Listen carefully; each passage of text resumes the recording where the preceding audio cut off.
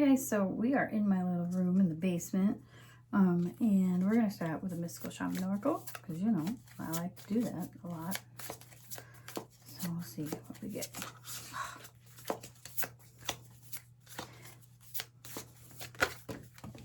Okay. See. Alright, we have number 54 with Sweat Lodge and the Owl. The Owl's been pretty significant lately. So I'm going to read from the book. We're going to do Sweat Lodge first because that's what we drew first. Okay. Alright. The essence. The Sweat Lodge represents the womb of the mother. The volcanic stones are heated in a fire outside, then brought into the lodge and placed in a shallow hole in the center. Participants sit in complete darkness around the red-hot stones to sweat away old habits and beliefs and heal disease. When you return humbly to the womb of the mother, you are offered second chances. And oh my goodness, do I feel that lately. There's been a situation in my life where it's almost like I feel like I'm getting a reset. And maybe you feel that too. It's really cool. And I'm very, very grateful to, you know, universe, spirit, whatever is guiding me. I just think it's amazing. Anyway, this is a time to journey inward into the dark and hidden places of your soul to reconnect with the ancient earth wisdom. You can also create a sacred and intimate space in the dark by lighting a candle. Observe what emerges and without judging it, invite it to bring you its gifts. You are being offered an opportunity to shed and heal from the aspects of your life you have outgrown. You do not worry that you will be consumed by the process. So I think that's beautiful. So maybe you're somebody that's kind of going through the same situation I am, where there's just some things that, like, you know, you kind of fumbled your whole life, and then, you know, you had an opportunity to not do it and you did it anyway. But you know, you get a little farther along the way. And I feel like this is something that I'm kind of getting like a reset button. It's almost like Spirit is telling me, like, hey, you know what? This kind of thing here, you have a chance to do it right. You know the right thing to do. So anyway, a little side story on me, you know how I like to do. So then we have number 39 with the Owl. And the Owl is the master of the night. She can see situations with perfect clarity. So more so when it's dark, and is able to discern truth when others are sightless. So yeah, this one is, I'm not going to go into the whole thing because I've read this one a couple times, but the Owl is about, you know, seeing things from a higher perspective. Obviously, you know, seeing in the dark, like within shamanism, and that's what a shaman is somebody who can see in the dark. You're able to kind of see beyond the details, beyond the, you know, the surface of things. You're able to kind of look at things and be like, you know, I see that this means this, but it's on a deeper level. So you're somebody who gets things on a deeper level. And maybe the second chance is kind of asking you to kind of look at the situation that you're being given to redo again in a bigger level, in a bigger way. So we're going to do some crows. So I like them crows, right? And then there might be some Norma hair on here. So we'll see. I'm going to kind of try and straighten this out. So, okay. All right, so we have the Five of Swords. This has been coming up for me a lot lately, and if you watch me, you kind of know. And for me, I'm just going to go ahead and say it. This is risks. This is taking a risk. This is definitely taking a risk. It's not anything like conflict. There might be some inner conflict, but it's more about not taking the risk that you need to take. And that's instantly what I'm getting, so that's what this is.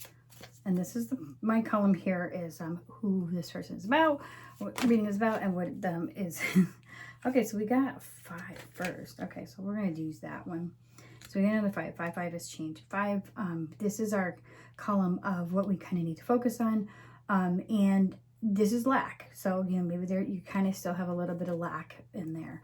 I'm going to go ahead and take this. This is kind of like our section of what we have available, what our assets are. And this, to me, being the 4 of Wands, this is, you have community, you have something to celebrate. There's something in your life that, you know, you have to celebrate with others. So that's what I'm getting. And then my last column is always, and why am I getting so many out? So I'm going to do that one again because that's not. Okay, so my last column is, you know, what the next step is, what your advice is, okay? And if 2 come out, then whatever. Oh, okay. Page of Pentacles. Page of Pentacles is a lot of times it's kind of like the builder, the explorer. This is somebody who is inspired and acting on that inspiration in the 3D, as they say. I always feel weird saying words that other people say, but this is somebody who is, you know, has that youthful inspiration and exploration, but they are kind of looking at the details. Being an earth card, that's kind of like what they do. They kind of look at things in the details, but maybe with the owl, you're able to kind of see these details for a deeper level. So I always look at the bottom and the top. I don't know why. So we have the 6 of Pentacles, well, even give and take. And we have the 3 of Swords, which to me is always head over heart. And then we have the 5 of Wands. So 555, somebody's going through a big change, big change. And then, yeah, so there's that. And then I'm going to use this deck. I like this deck. So hopefully no boobies come out because then I'll have to edit it. Okay, so we're going to clarify, dig a little deeper into what this risk is, what kind of risk this person is needing to do or is doing, because I think this column always kind of makes me feel, you know, what the energy of this person is right now. Okay. Ooh, Kalima. And this is death, so transformation. You're taking a risk in doing something new. This is not doing the same old thing. You're embracing that change, right? The 5-5. You're embracing that change that you are going through. So we also have double 4s. So yeah. Anyway. And then I'm going to clarify, you know, the thing we need to work on with those 5 of Cups, with that feeling of lack and being aware of all the water we have available to us that isn't, you know, lost in a cup or, you know, stuck in a cup. These ones are new, so they kind of like, they don't fall out as well. And they're super slippery, which is cool, but not when you're trying to shuffle. All right, it's too many. Too many. Well, this one wanted to come out earlier, so I'm taking it. Okay. And this is the Hanged Man. So Hanged Man can be making a sacrifice, but like when I always say that, I always think of it's not a sacrifice where you are demeaning yourself. It's a sacrifice where you kind of have the ability to kind of put others first in a way. And I feel like with this feeling of lack, maybe this is something like, you know, maybe you're wanting something from somebody, or you're feeling like in a situation where there are others, you kind of feel like, you know, well, I really want this, but da-da-da. So maybe you're kind of being asked to kind of look at how you can give, especially when that 6 of Pentacles in there too.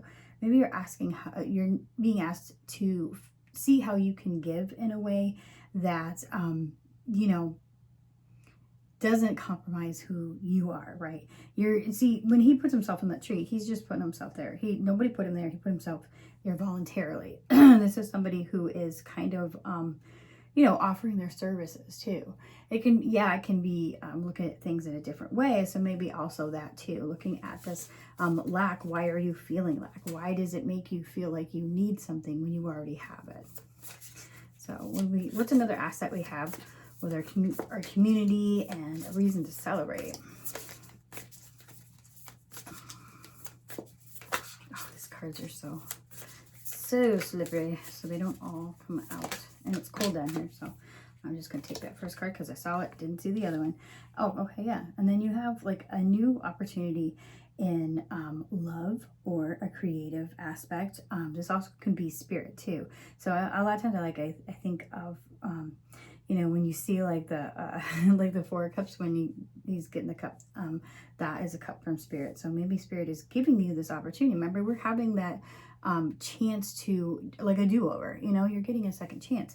So this is a second chance at happiness, and you have that now. You have that because you have some people that are supporting you and they're celebrating you. People are cheering you on, whoever you are. So this risk that you're taking, this new change, this transformation that you're taking, is, you know, big. And what you need to work on is kind of seeing that, you know, maybe it is something like that you had to put aside. Maybe it's something you had to walk away from, or that, you know, felt like it left. But if you look at it a different way, it's just freeing that water. I like to think of this card as that, as, you know, you see all the water in the back, you know, it's not stuck in those cups, right? So yeah. And the Page of Pentacles, this is, you know, our advice, our next steps. So let's see what card we can get with that. which is, you know, that exploration, that childlike wonder in creating something in the physical world. Oh, okay. Okay, all those, another 4 cups. Oh, so yeah, 4 of Wands and the 5 of Wands. So that showed up again. So definitely something where there's like training or but light competition. So maybe, you know, this is something you can bounce off of people that are supporting you. Maybe we think that they're against us and they're in competition, but maybe they're not. You know, maybe they're just trying to like help you get to where you need to be. Sometimes people have a hard time expressing things like that too. Do you know what I mean? Okay, so the High Priestess. I was taught once, and I could be wrong, but I was taught once that the Page of Pentacles and the High Priestess means that you are to do divination. So that's for somebody. But also, I feel like with the High Priestess and the Page of Pentacles, this is something that is intuitive. This is something that you're creating, and you are going forward. So whatever this is a gift of yours that you have, that you need to bring, and that you're bringing, that you want to bring. So, you know, because the Page of Pentacles is you know, it's a child. The pages are children, and some decks they're the princesses, but they have so much potential. It's potential in motion.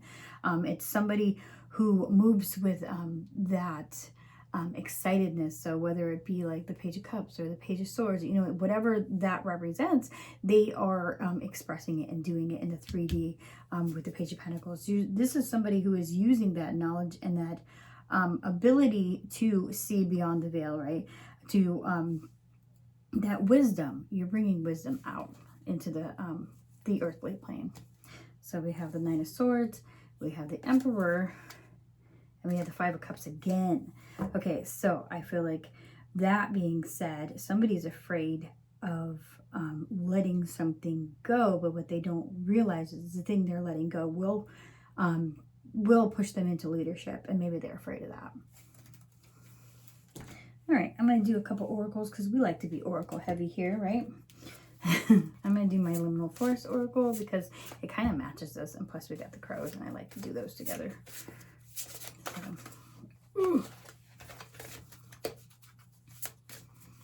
You guys can see this good. Oh, okay. This is competition. Okay, so we have the 5 of Wands twice too. You know, under the deck and whatever. So, competition. Sometimes competition is not so much about being, you know, against somebody else. It speaks more about being, and maybe that's a little bit of that too. Maybe you're afraid to kind of hurt others. Maybe you're somebody who is afraid that, like, well, if I do this, I don't want others to be, you know, upset with me because if I do good or something like that. That's what that feels like to me. Somebody's more afraid of hurting others than they are so much about themselves. So, and I don't think you should do that. I think you should be okay with what you do. So I'm doing the Santa Muerte Oracle, which I love. Okay, this is number 7. So I gotta look at the book for this one. This one I don't know that well. A lot of times with these ones, I like to just kind of go by the word in the picture and what it speaks for me. And I think that sometimes competition is healthy. It pushes us to get past that comfortableness, right? It makes us take those risks and cause transformation. So, all right. So we have number 7.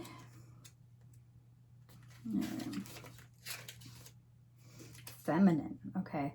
Whilst the masculine card presented us with primordial, active, and creative impulse that still has no form or direction, this card is complementary to it. It is receptive and feminine basis, which, like a womb or cocoon, the primitive energy disciplines it and stabilizes it by giving it shape. This shape will consent its growth and evolution, but will inevitably give it mortality. Take the necessary time to study and meditate before executing your project. Perhaps ask a feminine or maternal figure for advice. Okay, that's, yeah, that's kind of what I'm getting there too. So it's about, you know, be more intuitive and allowing that wisdom of the more spiritual aspect of things. You know what I mean? Because feminine energy is creative. We are creators. As you know, feminine energy does kind of create, right?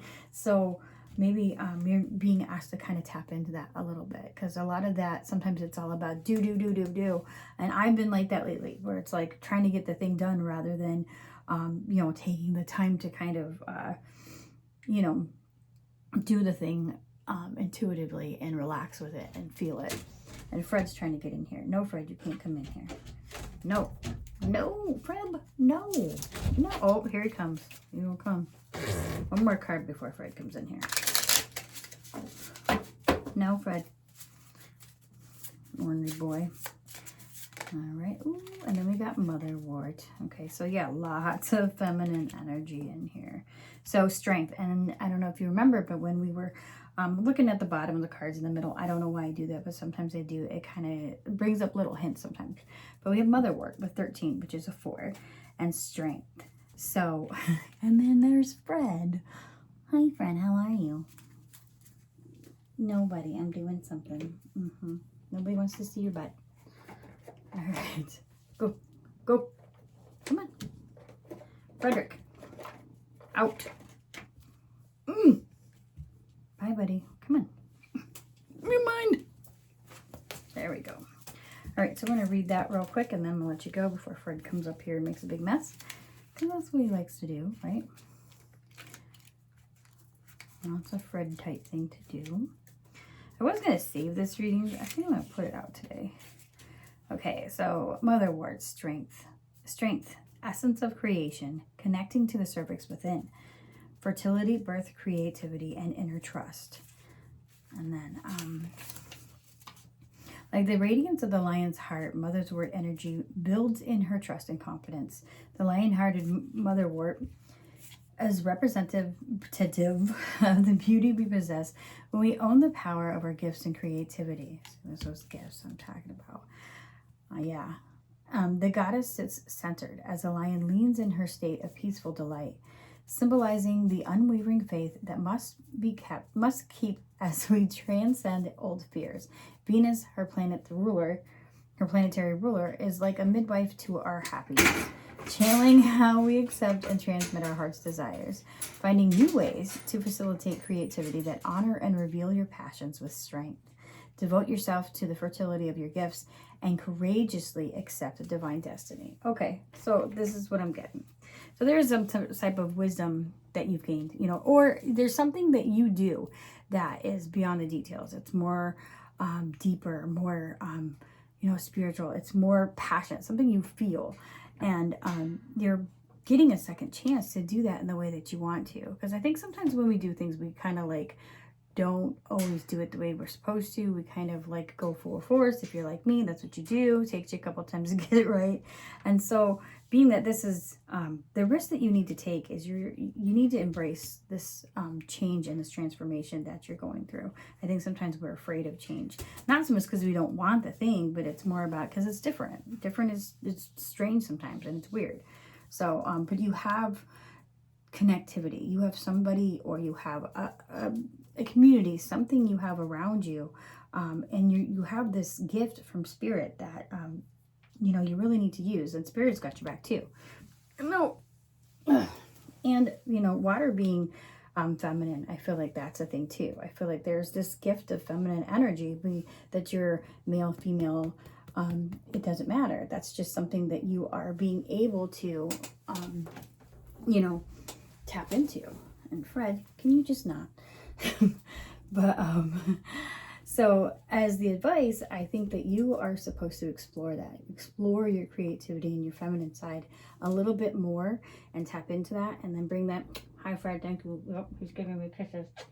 And don't worry about the competition. It doesn't have to be a competition. It's, you know what I mean? I feel like that's saying that there isn't competition because it's your own way of doing it. Don't feel like, well, do I have to do this?